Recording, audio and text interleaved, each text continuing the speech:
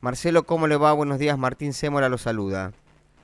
Hola, buenos días Martín, muchas gracias por esta comunicación y permitirnos esta difusión de esta enfermedad tan poco frecuente y tan rara, Bien, muchas veces difícil de diagnosticar. bien. Empecemos por definirla, Marcelo. ¿De qué estamos hablando? La enfermedad de Niemann-Pick es un grupo de enfermedades porque son varias, se dividen en letras, A, B, C. Es un grupo de enfermedades lisosomales, genéticas, que producen neurodegeneración, sí, progresiva, en algunos casos, en otros casos problemas viscerales, problemas neurológicos, y todo esto es difícil de diagnosticar, pasa en el tiempo, puede darse en cualquier momento de la vida. Son enfermedades de las llamadas poco frecuentes o Ujú. enfermedades raras, que hay muy poca incidencia, muy pocos casos en el país y en el mundo. Claro. Y es por esta, a ver, imagino que tienen poca base de datos con respecto a esta enfermedad. Me imagino que eso es lo que hace difícil el diagnóstico.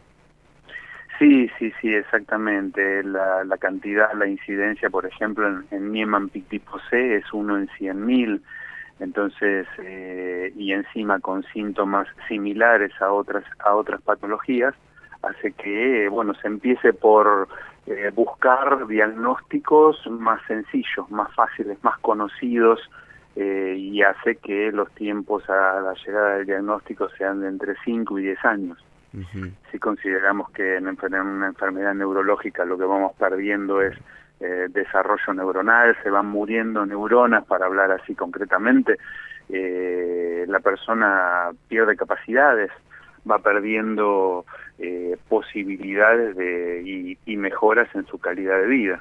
Claro, es decir, Entonces, esta demora en el tratamiento, en el diagnóstico y por supuesto tratamiento, a veces puede hacer que sea demasiado tarde cuando se lo encuentra. sí, sí, sí, exactamente. Es decir, en el caso de mi hija particularmente tardamos casi 10 años en llegar al diagnóstico y bueno, cuando hubo una medicación ya ella no la podía tomar porque el estado de su enfermedad era muy avanzado y era inútil. Es una enfermedad, es una medicación de alto costo y era Sí, inútil realmente exponerla y hacerla pasar por algo que no le iba, realmente no le iba a ser de utilidad, no le iba a hacer nada. claro. Marcelo, como para que la gente que nos está escuchando tome conciencia, ¿a qué hay que prestarle atención? ¿Cuáles son los signos que nos pueden, llamar la atención para decir puede ser que tengamos esta patología?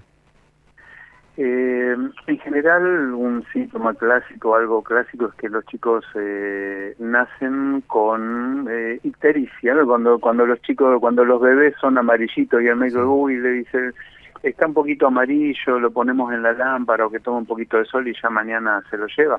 Bueno, ese es un síntoma clásico de algún problema hepático, ¿sí? Con lo cual habría que hacer alguna prueba, alguna determinación hepática para ver bien cómo está funcionando y qué es lo que tiene.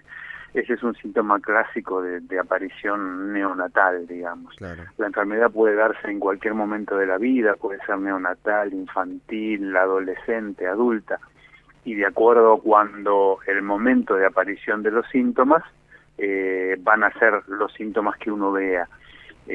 Puede tener problemas en los movimientos oculares, es decir, no poder enfocar la vista, puede tener cambios de humor, pasar de la risa al llanto en cuestión de segundos y sin motivo, es decir, cambios en la conducta, cambios en el comportamiento. En la medida que se va haciendo más adulto, hay problemas en la motricidad fina. Por ejemplo, a mi hija, quien nos dio la alerta fue una maestra, al Ujú. decirnos que la nena tenía problemas de conducta, así, una conducta rara, y empezaba a escribir mal. En vez de escribir mejor en el transcurso de los años, iba escribiendo cada vez peor, garabateaba en vez de escribir. Sí, ella escribía bien y ahora escribe mal. Entonces la maestra nos alertó de ese síntoma, con lo cual nos dijo, llévenla a un médico a ver qué es lo que pasa. Claro. Después empiezan a caminar mal, lo que se llama ataxia, el andar de borracho, separan las piernas para no caerse. Después de eso empiezan a tener problemas en la deglución y en el habla, empiezan a toser porque se ahogan con su propia saliva o cuando toman agua, y empiezan a hablar es lo que se llama la palabra escandida, hacen las palabras muy largas, las estiran. Después de eso, bueno, con la evolución de la enfermedad, ya no pueden comer, tienen que ser alimentados por sonda, porque se atragantan y estas partículas de comida o mismo de saliva pueden penetrar a sus pulmones y provocarles neumonías. Claro.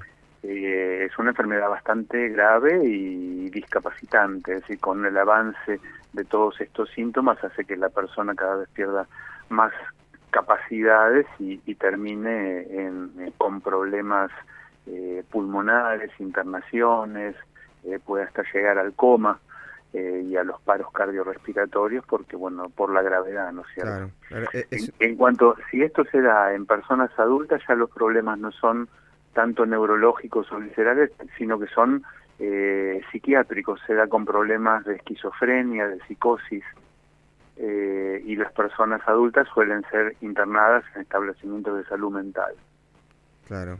Es una patología compleja que es importante, lo que decíamos al principio, poder avanzar rápido en el diagnóstico. Es importantísimo el diagnóstico rápido y poder hacerlo para la determinación concreta y el poder saber cuál es la patología. Las enfermedades Niemann-Pick tipo A y B se diagnostican con un análisis de sangre, es muy sencillo, una determinación enzimática en sangre. Bien. Eso se puede hacer rápidamente. Y la enfermedad de Niemann-Pick tipo C, que es la más compleja, en esa, para estar seguro y confirmar la enfermedad, lo que se hace es un estudio genético. ¿Sí? Y ese estudio genético es el que determina si existe la enfermedad o no. Bien, a ver, ¿el estudio genético es porque es hereditario o por algún otro motivo Sí. también? Ah. Sí, la enfermedad es genética y ambos padres tienen que tener el gen, digamos, fallado de la enfermedad, tienen que tener la mutación de la enfermedad. Por ejemplo, yo lo tengo, mi esposa lo tiene y tuvimos una de 50% de probabilidades de que nuestro hijo, en este caso nuestra hija, tuviese la enfermedad. Claro. Hubiéramos tenido un 25% de probabilidad de que mi hijo salga sano o de tener un hijo portador, igual que nosotros. Es decir, es puro azar. Nosotros tuvimos 3 hijos, uno sano, uno portador y uno enfermo. Claro. Si hubiéramos seguido teniendo más hijos, no sé, solo el azar y la combinación genética hubiera determinado su estado de salud. Claro. Y es importante saber el tema genético, tener esta consejería genética, porque así los padres no solo pueden planificar, sino los hijos también saber a qué se van a tener en un futuro, ¿no es cierto? Es decir, saber si pueden transmitir la enfermedad, si están sanos, si podrían llegar a tener un hijo con la enfermedad o no. Es importante saberlo. Claro. Es decir, en el caso tuyo y de tu mujer son portadores, pero nunca tuvieron ningún tipo de síntomas. Exactamente. Porque, bueno, es decir, todos tenemos un par de genes, ¿no es cierto? Todos tenemos 2 genes y al tener uno fallado, digamos, el otro que está sano cumple la función, lo reemplaza cumpliendo la función del que no funciona. Claro. En el caso de las personas enfermas tienen los 2 genes fallados, no hay ninguno que cumpla la función del que no funciona. Claro. Entonces ahí se expresa la enfermedad. Marcelo, Sí. te agradezco el tiempo que nos ha dedicado. Muchísimas gracias por todo. No, gracias a ustedes por permitirme difundir, y cualquier cosa nos pueden buscar en las páginas web o en las redes sociales como Niemann-Pick Argentina. Perfecto. Muchísimas gracias. Que tenga un buen día. Hablamos con Marcelo Minotti, fundador y presidente de la Asociación Niemann-Pick Argentina.